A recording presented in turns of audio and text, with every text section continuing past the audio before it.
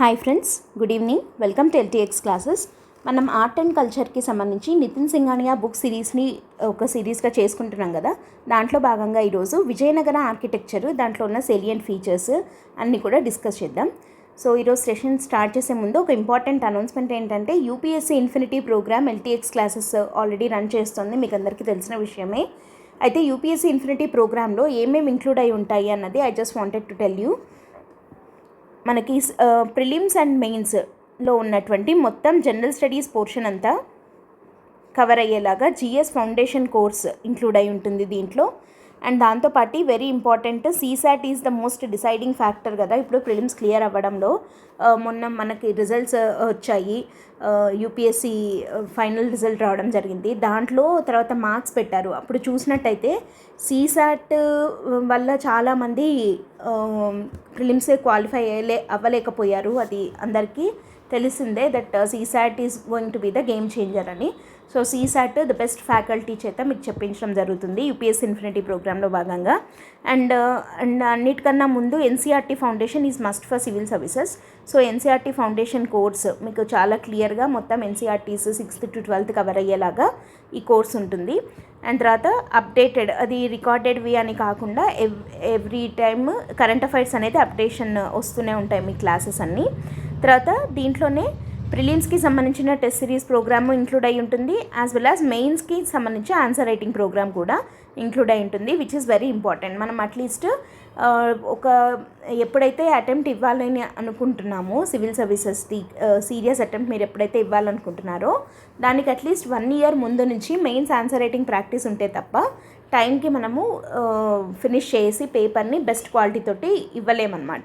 So మీరు ఏ topper interview చూసినా ఏం చూసినా కూడా అక్కడ ఏమని ఉంటుంది, మెయిన్స్ ఆన్సర్ రైటింగ్ వాళ్ళు చాలా బాగా ప్రాక్టీస్ చేశాము అని చెప్తూ ఉంటారు కదా. సో కాబట్టి mains answer writing program is also included under this. So UPSC infinity అంటే జిఎస్ ఫౌండేషన్, ఎన్సీఆర్టీ ఫౌండేషన్తో పాటు CSAT, current affairs, prelims and mains, test series and answer writing ప్రోగ్రామ్తో సహా. అంటే ఇక్కడ మెయిన్స్ టెస్ట్ సిరీస్ కాదు, ఇక్కడ క్లియర్గా చూడాలంటే ఆన్సర్ రైటింగ్ అంటే టెస్ట్ సిరీస్ అంటే జస్ట్ ఒక షెడ్యూల్ ఇచ్చేసి ఓన్లీ మినిమం టెస్ట్లు పెట్టడము అలా ఉంటుంది. బట్ ఇక్కడ మన దగ్గర ఆన్సర్ రైటింగ్ అంటే ఏంటంటే హ్యాండ్ హోల్డ్ చేస్తూ మీతో ఫ్యాకల్టీ బేసిక్స్ నుంచి ఆన్సర్ రైటింగ్ నేర్పించడము అనేది ఈ ప్రోగ్రాంలో ఇంక్లూడ్ అయి ఉంటుందన్నమాట. And obviously the best faculty are there in L T X classes. And మంచి కేర్ తీసుకుంటారు మీ గురించి, మెంటార్షిప్ లాగా అలా ఉంటుంది. And that to UPSC infinity program అనేది బెస్ట్ థింక్, ఇంకా మీకు ఎక్కడ వేరే ఏ ఇన్స్టిట్యూట్స్లో ఉండనిది అంటే లైఫ్ టైం వ్యాలిడిటీ ఇవ్వడం జరుగుతుంది. అంటే మీరు ఎన్ని నెంబర్ ఆఫ్ యూపీఎస్సీ అటెంప్ట్స్కైనా కూడా మీరు ఇదే కోర్స్ని ఒకసారి పే చేసి వాడుకోవచ్చు అనమాట. సో ఇక్కడ మనకి బ్రాంచెస్ ఎక్కడ అంటే వైజాగ్లో ఆఫ్లైన్ బ్రాంచ్లో మీరు జాయిన్ అవ్వచ్చు, లేదా ఆన్లైన్లో అయినా యూపీఎస్సీ ఇన్ఫినిటీ ప్రోగ్రామ్ తీసుకోవచ్చు. అండ్ ఫ్రీ డెమో గురించి మీకు ఏదైనా డౌట్స్ ఉన్నట్టయితే you can contact this number. మేడంకి కాల్ చేస్తే మీకు ఫ్రీ డెమో అనేది ప్రొవైడ్ చేస్తారు, so that you can decide on your own. Okay, let us start Vijayanagara architecture. Vijayanagara architecture అంటే ఏంటి? మనము ఆల్రెడీ ఆర్కిటెక్చర్లో చాలా డైనాసిటీస్ వాళ్ళు ప్లే చేసిన ఇంపార్టెంట్ రోల్, నగర స్టైల్ ఆఫ్ ఆర్కిటెక్చర్ చూసాము, ద్రవిడాది చూసాము, ద్రవిడాల్లో మళ్ళీ డిఫరెంట్ స్కూల్స్ చూసాము, నగరాల్లో డిఫరెంట్ స్కూల్స్ చూసాము. తర్వాత టెంపుల్ ఆర్కిటెక్చర్ కానీ మామూలుగా ఆర్కిటెక్చర్ కానీ ఎలా డెవలప్ అవుతూ ఎవాల్వ్ అవుతూ వచ్చింది, టెంపుల్స్ కన్నా ముందర కేవ్ ఆర్కిటెక్చర్, ఇవంతా ఎలా ఉన్నాయని చెప్పి చూసాం కదా. అండ్ ఈరోజు విజయనగర ఆర్కిటెక్చర్ని డిస్కస్ చేద్దాము. విజయనగర ఆర్కిటెక్చర్ అంటే ఏంటి? విజయనగర డైనాసిటీ రూల్ చేసినప్పుడు, విజయనగర డైనాసిటీ ఎప్పటి నుంచి ఎప్పుడు దాకా రూల్ చేసింది? 14th century నుంచి రూల్ చేయడం స్టార్ట్ చేసింది కదా. 16th century తర్వాత 17th వరకు ఉంది మనకి. So 14th to 16th centuries మధ్య విజయనగర డైనాసిటీ అంటే విజయనగర ఎంపైర్ అంటే 4 డైనాసిటీస్ రూల్ చేసాయి దీన్ని. సంగమ డైనాసిటీ, తర్వాత సాళువా డైనాసిటీ, తర్వాత తుళువా డైనాసిటీ, అండ్ 4th one వచ్చేసి ఆరవీడు డైనాసిటీ. ఈ 4 డైనాసిటీస్ విజయనగర సామ్రాజ్యాన్ని పరిపాలించాయి. సో ఇప్పుడు ఈ 4 డైనాసిటీస్లో విజయనగర ఆర్కిటెక్చర్ ఎలా మారుతూ వచ్చింది అన్నది డిఫరెంట్ ఫేజెస్లో చూద్దాము. అండ్ దాంతోపాటు ఈ విజయనగర కింగ్డమ్ వాళ్ళ ఆర్కిటెక్చర్ యొక్క సేలియంట్ ఫీచర్స్ ఏమేమి ఉన్నాయి, స్పెషల్ డెవలప్మెంట్స్ ఏమన్నా ఉన్నాయా, పాతవే కంటిన్యూ అవుతున్నాయా, అవన్నీ కూడా చూద్దాం. ఓకే, సేలియంట్ ఫీచర్స్ ఏంటి అని అంటే, వీళ్ళు విజయనగర అంటే మనకి సౌతే కదా, కాబట్టి ద్రవిడ స్టైల్ ఫీచర్సే ఉంటాయి. కాకపోతే వీళ్ళ స్టైల్ ద్రవిడాన్ని నగరాన్ని వీళ్ళు కలుపుతూ, మామూలుగా మనం వెసరా స్టైల్ అంటాం కదా, అలా కాకుండా వీళ్ళది ఇంకొక కొత్త స్టైల్ ఫామ్ అయిందనమాట. దాన్ని ప్రొవిడా స్టైల్ అంటారు. ఏమంటారంటే ప్రొవిడా స్టైల్, లేదా తెలుగులో అయితే ప్రౌడా స్టైల్ లేదా ప్రొవిడా స్టైల్ అని చెప్పి అంటారనమాట. ప్రొవిడా స్టైల్ ఆఫ్ ఆర్కిటెక్చర్ అని అంటాం. విజయనగరాన్ని ఏం స్టైల్ ఆఫ్ ఆర్కిటెక్చర్ అంటారంటే ప్రొవిడా స్టైల్ అని చెప్పి అంటాము. అండ్ ఇక్కడ వెరీ నోటబుల్ ఫీచర్ ఏంటి, ఒక immediate development under Vijayanagara architecture అంటే, అప్పటి వరకు ఈ కన్స్ట్రక్షన్స్కి వాటికి సాఫ్ట్ స్టోన్ని వాడేవాళ్ళు, but it was replaced by hard stone. హోయాసలాస్లో మనం చూసినట్టయితే కార్వింగ్స్ వాటి కోసం అని చెప్పి సాఫ్ట్ స్టోన్ ఎక్కువగా వాడేవాళ్ళు. ఎన్సెంబుల్స్ ఆఫ్ హోయాసలా టెంపుల్స్లో మనం చెప్పుకున్నాం ఆల్రెడీ. కానీ that soft stone tradition was ended and hard stone tradition emerged during the time of Vijayanagara. ఇది very important point. Next it is a harmonious blend of నగర and Dravida styles. దాంతోపాటు ఇంకా important ఏంటంటే Hindu and Islamic elements యొక్క బ్లెండ్ని కూడా మనం చూడొచ్చు. Because advent of Islam అయింది ఈ టైంలోనే, కాబట్టి ఆ ఇస్లామిక్ ఎలిమెంట్స్ వాళ్ళ ఫీచర్స్ కూడా ఈ విజయనగర వాళ్ళ ఆర్కిటెక్చరల్ ఎలిమెంట్స్లో చాలా ఇన్ఫ్లుయెన్స్ చూపించాయి అని చెప్పచ్చు. So it is a nice blend of Hindu and Islamic elements అనమాట విజయనగరాది. అయితే ఇప్పుడు మనం ఫేజెస్ వైజ్ చూద్దాము. దాంట్లో first we're going to discuss about, first ఇక్కడ మనము ఏమని చెప్పచ్చు అని అంటే, విజయనగర వాళ్ళ ఆర్కిటెక్చర్ని we can divide into 2 categories. మనము ఒకవేళ ఇది మెయిన్స్కి క్వశ్చన్ లాగా అలా వచ్చినప్పుడు ఎంత స్ట్రక్చర్డ్ ఆన్సర్ రాస్తే ఎగ్జామినేషన్ కరెక్షన్ చేసే ఎగ్జామినర్కి అంత నీట్గా ఒక స్ట్రక్చర్డ్గా కనపడుతుంది కదా, సో మంచి స్కోర్ వేయడానికి ఛాన్స్ ఉంటుంది. వాళ్ళ పని మనం ఈజీ చేసిన వాళ్ళం అవుతాం కదా. సో కాబట్టి more number of side headings and more structured వేలో ఆన్సర్ అనేది ఉండాలి. సో ఇప్పుడు మనం ఏం చేస్తున్నాము, అందరి దగ్గర ఉన్న పాయింట్సే, కాకపోతే we are dividing it into 2 side headings. Architecture of Vijayanagara అంటే 2 సైడ్ హెడ్డింగ్లు పెట్టుకుంటున్నాం. ఏంటంటే ఒకటి వచ్చేసి రిలీజియస్ ఆర్కిటెక్చర్, ఒకటి వచ్చేసి religious architecture. That includes temples, తర్వాత మోనోలిత్స్, పిల్లర్స్, ఆ గుళ్ళల్లో ఉన్నటువంటి ఎలిమెంట్స్ అన్నిటి గురించి డిస్కస్ చేద్దాం. రిలీజియన్కి సంబంధించినవి అంటే వీళ్ళు ఫాలో అయిన రిలీజియన్ ఏంటి, హిందూయిజం కదా. సో హిందూ రిలీజియన్కి సంబంధించిన ట్రెడిషన్స్ అంతా ఈ ఆర్కిటెక్చర్ అంతా ఇక్కడ చూస్తాం, రిలీజియస్ ఆర్కిటెక్చర్. రెండోది ఏంటి అని అంటే సెక్యులార్ ఆర్కిటెక్చర్. సెక్యులర్ ఆర్కిటెక్చర్ అంటే ఏంటి అంటే రిలీజియన్తో సంబంధం లేని ఆర్కిటెక్చర్, ఓకేనా. అంటే రిలీజియన్తో సంబంధం లేనిది అంటే సెక్యులర్ ఆర్కిటెక్చర్ అంటే పబ్లిక్ ఆఫీసెస్ కానీ, జనరల్గా మామూలుగా ప్రజలకు సంబంధించినవి, లేకపోతే ప్యాలెసెస్, తర్వాత ఇరిగేషన్ వర్క్స్, ప్రాజెక్ట్స్ ఇట్లాంటివి ఉంటాయి కదా, అవంతా కూడా సెక్యులర్ ఆర్కిటెక్చర్ కిందకి వస్తాయి. సో ఇట్లా మనం విజయనగరాలో ఉండే వర్క్స్ని, విజయనగర ఆర్కిటెక్చర్ని 2 కేటగిరీస్గా డివైడ్ చేసాం. దాంట్లో ఫస్ట్ది రిలీజియస్ ఆర్కిటెక్చర్. దాంట్లో first element we are discussing is temples. వీళ్ళ కాలంలో టెంపుల్స్ ఎలా ఉన్నాయి. ఇప్పుడు మనం ఏమంటున్నాం, 4 డైనాసిటీస్ రూల్ చేశాయి కదా. సో కాబట్టి అర్లీ ఫేజ్లో ఎలా ఉండింది, ఇట్లా ఫేజెస్గా డివైడ్ చేసామన్నమాట. అర్లీ ఫేజ్ ఆఫ్ టెంపుల్స్ ఎలా ఉన్నాయంటే, ఫస్ట్ ష్రైన్ హంపీలో కట్టారు డ్యూరింగ్ సంగమ డైనాసిటీ. అండ్ ఈ మొట్టమొదటి ష్రైన్ అంటే ఏంటి, గుడి కదా. ఇది ఇన్ఫ్లుయెన్స్డ్ బై డక్కన్ స్టైల్ని చూసి ఇన్ఫ్లుయెన్స్ అయి కట్టారు. అంటే డక్కన్ స్టైల్ అంటే ఎవరి స్టైలు, బాదామి చాళుక్యుల స్టైల్లో వీళ్ళు మొట్టమొదటి గుడిని హంపీలో కట్టడం జరిగింది. ఎవరంటే సంగమ డైనాసిటీకి సంబంధించిన రూలర్స్. దానికి ఒక ఎగ్జాంపుల్ లాగా చెప్పాలి అని అంటే, విద్యాశంకర టెంపుల్ మనకి శృంగేరిలో శారదా పీఠం అని అంటారు కదా, ఆ శారదా పీఠం గుడి విద్యాశంకర గుడి అని కూడా అంటారు దాన్ని. విద్యాతీర్థ స్వామి సమాధి దగ్గర కట్టినటువంటి గుడి అనమాట Vidyashankara temple. It follow Deccan idiom అని అంటాం, అంటే డెక్కన్ ట్రెడిషన్ని ఫాలో అయ్యారు. If you see this picture you can clearly get that. ఇక్కడ చూడండి, ఈ టెంపుల్ మనకి యాజ్ ఇట్ ఈస్గా హోయాసలాస్ మన వెస్ట్రన్ చాళుక్యాస్ మోడల్లో ఉంది కదా ఈ టెంపుల్. సో బాదామి చాళుక్యుల స్టైల్లో ఉన్న టెంపుల్ అనమాట ఇది. విద్యాశంకర టెంపుల్, శృంగేరిలో ఉన్నటువంటి విద్యాశంకర టెంపుల్. సో ఇది చూడడానికేమో బాదామి చాళుక్యుల టెంపుల్ లాగా ఉంది. మామూలుగా విజయనగర టెంపుల్స్ అనగానే మనకు పెద్ద పెద్ద గోపురాలు అలా గుర్తొస్తాయి కదా, కానీ ఇది కూడా కట్టిండేది విజయనగర ఆర్కిటెక్చర్ కిందకే వస్తుంది ఇది కూడా. బట్ ఇది ఏ డైనాసిటీ వాళ్ళ టైంలో, సంగమ డైనాసిటీ టైంలో. సో అర్లీ ఫేజ్లో అంటే ఇది జస్ట్ ఒక ఎగ్జాంపుల్. ఇట్లాంటివే వీళ్ళ టైంలో సంగమ డైనాసిటీ వాళ్ళు కట్టిన గుళ్ళన్నీ కూడా ఎక్కువగా బాదామి చాళుక్యాస్ యొక్క ఇన్ఫ్లుయెన్స్ తోటి ఉన్న టెంపుల్స్ లాగా ఉంటాయి కాబట్టి చూడ్డానికి వాటి ఫీచర్సే మనకి ఎక్కువ కనిపిస్తాయి. దే ఫాలో డెక్కన్ స్టైల్ అనమాట. అప్పటికి ఇంకా ప్రొవిడా స్టైల్ రాలేదు. ఇది అర్లీ ఫేజ్. అండ్ ఇప్పుడు సెకండ్ ఫేజ్ చూద్దాం. ఇది 14th సెంచురీలో, సంగమ డైనాసిటీ అంటే 14th సెంచురీ కిందకి వస్తుంది. Next second phase, by early 15th century Tamil tradition has earned popularity. అంటే ఇక్కడ చోళాస్ వచ్చారనమాట. చోళ వాళ్ళ ఇన్ఫ్లుయెన్స్ ఈ టైంలో ఉన్న టెంపుల్స్ మీద ఎక్కువగా కనపడుతుంది. For example Ramachandra temple at Karnataka, దీంట్లో గ్రనైట్ని యూజ్ చేసి కట్టారనమాట. అంటే చోళ వాళ్ళ టెంపుల్స్ ఎలా ఉన్నాయో అలా ఉండేది. ఎర్లీ ఫేజ్లో ఎవరిలాగుంది, వెస్ట్రన్ చాళుక్యాస్ లేదా బాదామి చాళుక్యాస్ అంటాం కదా వాళ్ళలాగా. సెకండ్ ఫేజ్లో వచ్చేసి చోళాస్ యొక్క ఇన్ఫ్లుయెన్స్ ఎక్కువ కనపడుతుంది.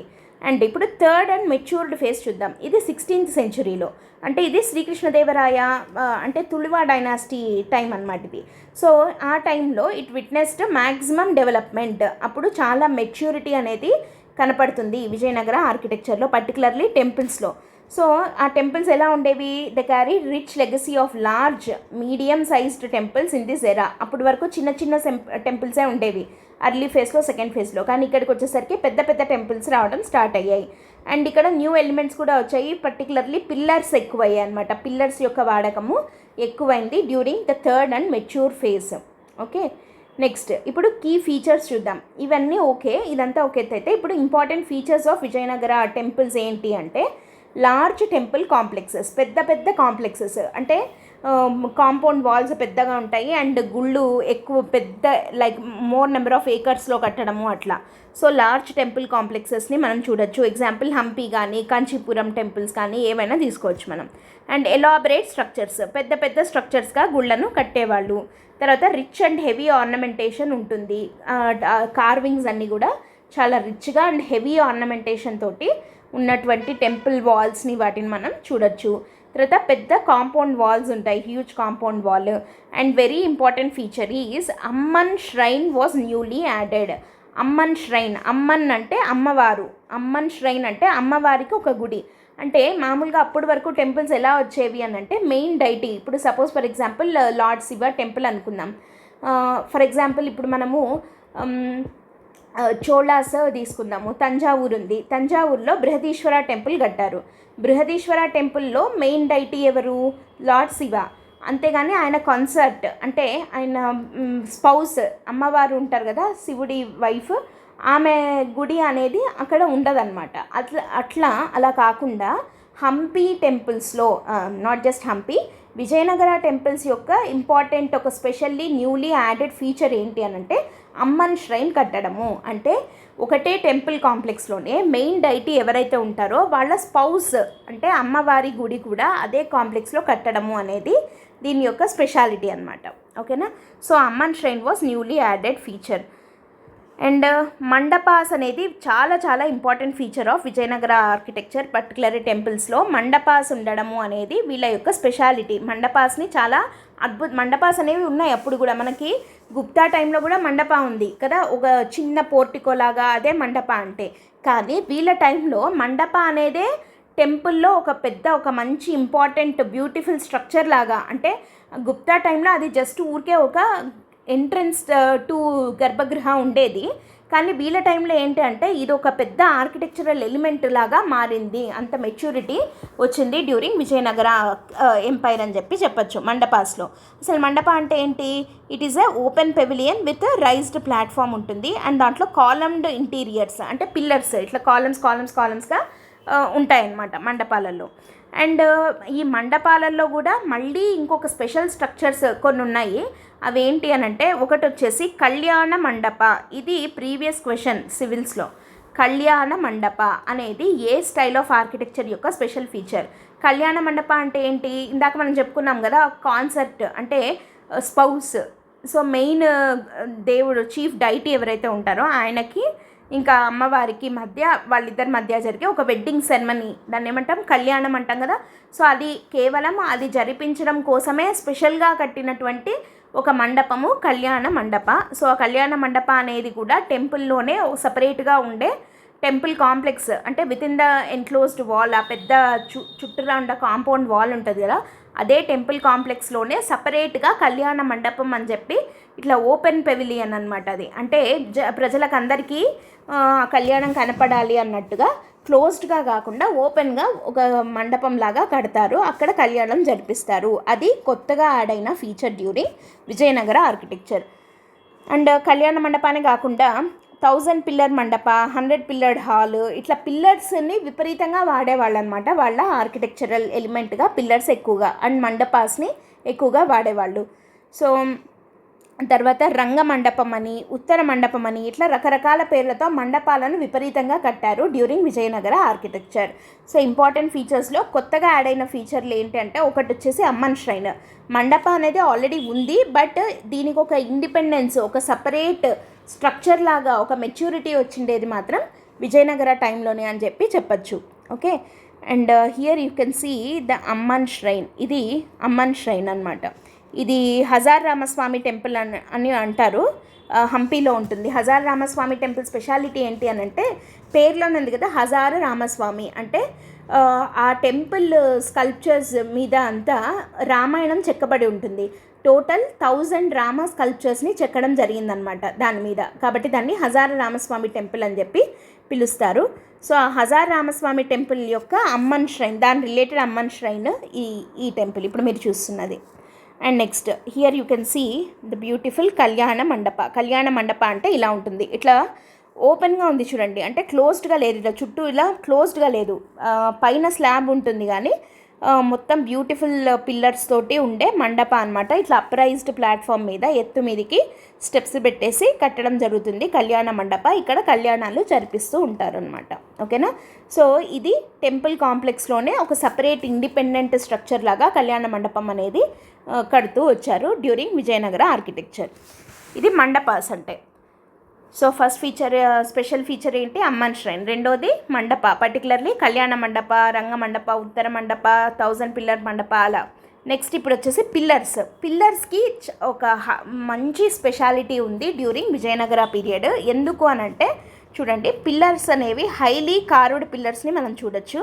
తర్వాత quite huge pillars and animal figures are engraved on the pillars. Pillars మీద అనిమల్స్ని చెక్కడం జరిగింది. పెద్ద పెద్ద పిల్లర్స్ ఉంటాయి. ఈ పిల్లర్స్ అనేది most attractive feature of Vijayanagara అనమాట. సో ఏం చేశారంటే కొన్ని కొత్త కొత్త ఎక్స్పెరిమెంట్స్ కూడా చేశారు వీళ్ళు పిల్లర్స్ తోటి. లైక్ ఫర్ ఎగ్జాంపుల్ మనకి లేపాక్షిలో వీరభద్రస్వామి టెంపుల్ ఉంది లేపాక్షిలో. అది కూడా విజయనగర వాళ్ళ టైంలో కట్టించిన టెంపులే. అండ్ లేపాక్షి విజయనగర టెంపుల్లో ఒక పిల్లర్ యొక్క స్పెషాలిటీ ఏంటంటే, ఒక pillar hanging pillar in the sense గాల్లో వేలాడుతూ ఉంటుందన్నమాట. అంటే ఇట్లా కింద బేస్కి టచ్ అయి ఉండదు, కొంచెం గ్యాప్ ఉంటుందన్నమాట. ఈవెన్ అక్కడ ఏం చేస్తుంటారంటే జనాలు చూడడానికి వచ్చిన వాళ్ళు ఒక చిన్న కర్చీఫో లేదా ఏదైనా క్లాత్ ఉంటుంది కదా, అది అటు సైడ్ నుంచి ఇటు సైడ్కి మూవ్ చేస్తూ ఉంటారనమాట. అంటే కింద ఏం లేదు, అతుక్కొని లేదు అనేది చెప్పడానికి. సో అట్లా హ్యాంగింగ్ పిల్లర్ పెట్టడము, ఇట్లాంటి కొత్త కొత్త ఎక్స్పెరిమెంట్స్ చేశారనమాట విజయనగర టైంలో పిల్లర్స్ మీద. అండ్ ఇంకొక స్పెషాలిటీ ఏంటి పిల్లర్స్లోనే అంటే, మనకి హంపీలో విజయ విఠల టెంపుల్ అని ఉంది. హంపీలో Vijaya Vittala temple. So here is a temple. ఇది విజయ విఠల స్వామి టెంపుల్ అనమాట. ఈ విజయ విఠల టెంపుల్ యొక్క స్పెషాలిటీ ఏంటి అని అంటే, ఇందులో ఫస్ట్ దీని స్పెషాలిటీ ఏంటంటే, ఈ టెంపుల్ యొక్క పిల్లర్స్ ఉన్నాయి కదా ఇక్కడ కనపడుతున్నాయి, ఇవన్నీ పిల్లర్స్.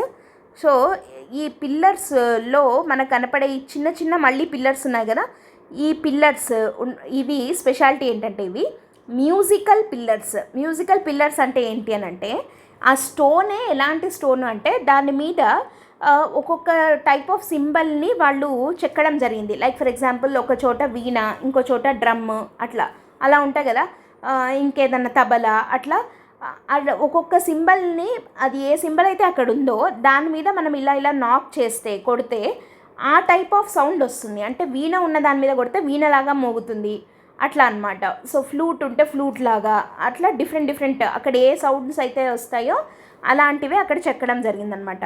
సో ఈ మ్యూజికల్ పిల్లర్స్ అనేది most attractive feature of Vijaya Vittala temple at Hampi. ఇప్పుడు ప్రస్తుతానికైతే వాటిని టచ్ చేయనివ్వట్లేదు, బికాస్ టు ప్రిజర్వ్ దట్. ఇది ఊరికే మనం బయట నుంచి చూడొచ్చు. ఒకప్పుడు వాటిని టచ్ చేసి ఫీల్ అయ్యేవాళ్ళు, ఆ సౌండ్ తెలిసేది అని చెప్పి చెప్తారనమాట మనకి. సో మ్యూజికల్ పిల్లర్ టెంపుల్, ఇట్లాంటి కొత్త కొత్త ఎక్స్పెరిమెంట్స్ అన్నీ విజయనగర టైంలో మనం చూడొచ్చు.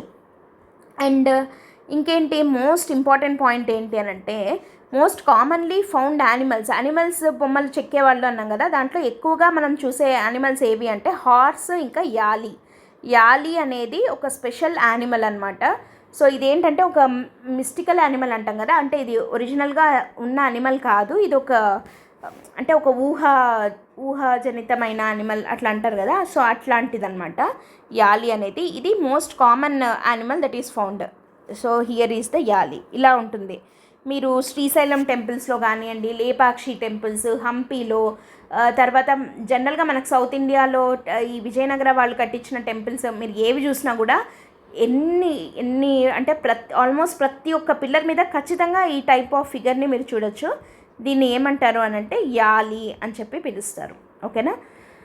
సో యాలి అనేది అంటే ఇది ఎలిఫెంట్ ట్రంక్ లాగా, చూడడానికి సింహం లాగా అట్లా ఉంటుంది, కానీ కాదు, దీన్ని యాలి అని చెప్పి పిలుస్తారు. ఇది ఒక మిస్టికల్ యానిమల్ అనమాట. ఓకేనా. ఇది most commonly found animal on the pillars. తర్వాత ఇది ఇంకా హార్స్. ఇవి రెండు విజయనగర టైంలో ఉండే pillars animals, most commonly found animals.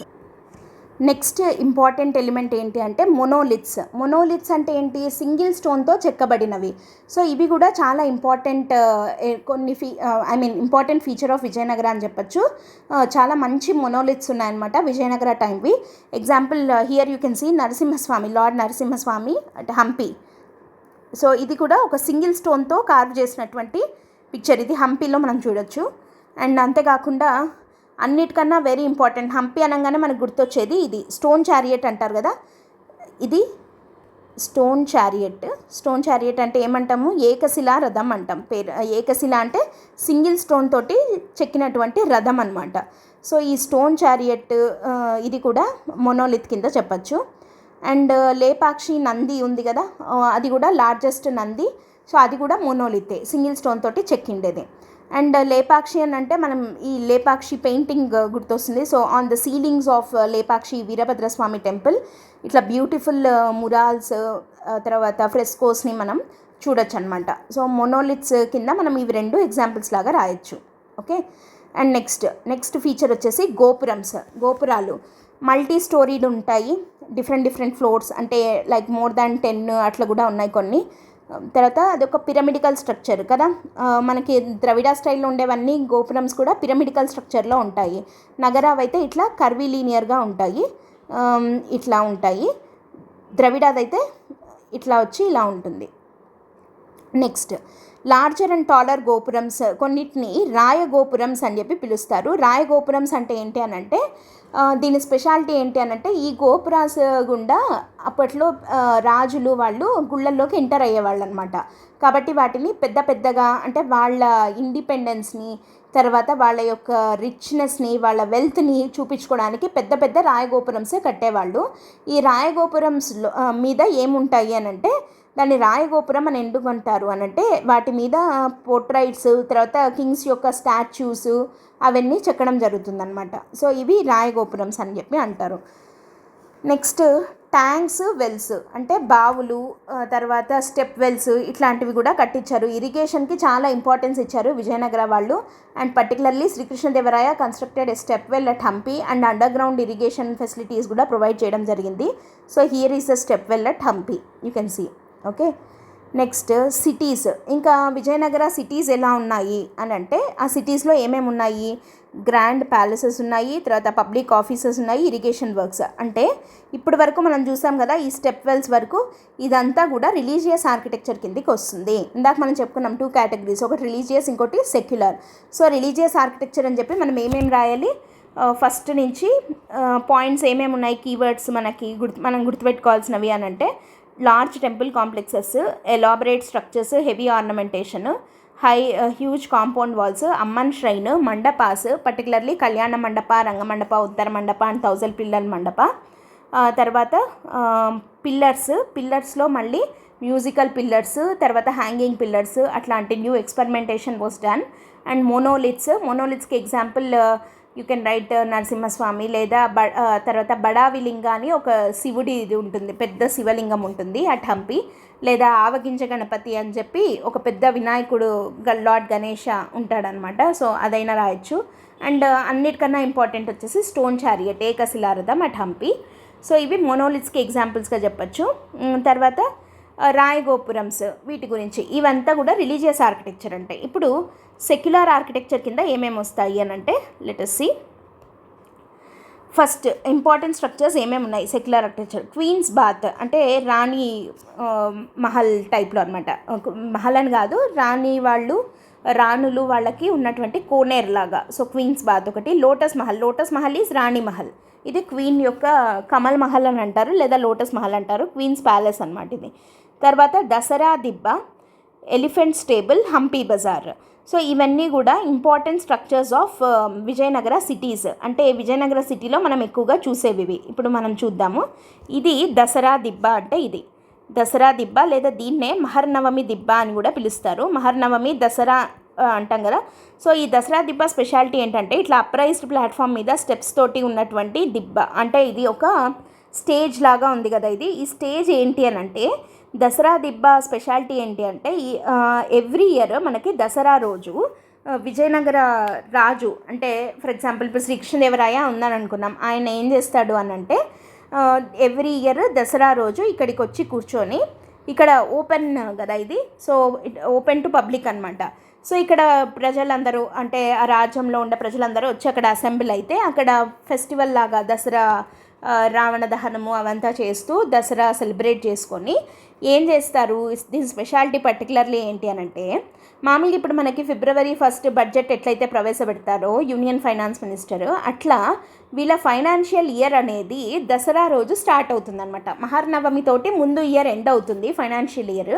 Dasara రోజు నుంచి కొత్త ఫైనాన్షియల్ ఇయర్ స్టార్ట్ అవుతుంది. సో కాబట్టి దసరా దిబ్బ మీద కూర్చొని రాజు ఆ రాబోయే ఇయర్ బడ్జెట్ లాగా అనమాట అట్లా డిస్కస్ చేయడం జరుగుతుందన్నమాట. సో అది దసరా దిబ్బ యొక్క స్పెషాలిటీ. నెక్స్ట్ సెకండ్, ఇది లోటస్ మహల్. ఇందాక చెప్పుకున్నాం కదా కమల్ మహల్ అని చెప్పి. సో దీని స్పెషాలిటీ ఏంటి అని అంటే, if you see the arches, ఇక్కడ చూడండి, ఇది ఇస్లామిక్ ఆర్కిటెక్చర్ లాగా ఉంది కదా, ఇస్లామిక్ ఎలిమెంట్స్ కనపడుతున్నాయి. అండ్ దాంతోపాటు దీంట్లో ఇంకో స్పెషల్ ఫీచర్ ఏంటి అని అంటే, ఇది ఎయిర్ కండిషన్డ్ అనమాట. ఈ లోటస్ మహల్ అనేది ఇప్పుడు మామూలుగా మనం ఏసీ వేసుకుంటే ఎలా ఉంటుంది, చల్లగా, లేదా ఏసీ అంటే ఎయిర్ కండిషనర్ కదా. సో వేడి కాలంలో చల్లగా, చల్లకాలంలో కావాలంటే వేడిగా కూడా ఉంటుంది. సో అట్లా ఎయిర్ కండిషన్డ్గా ఉంటుంది ఇది.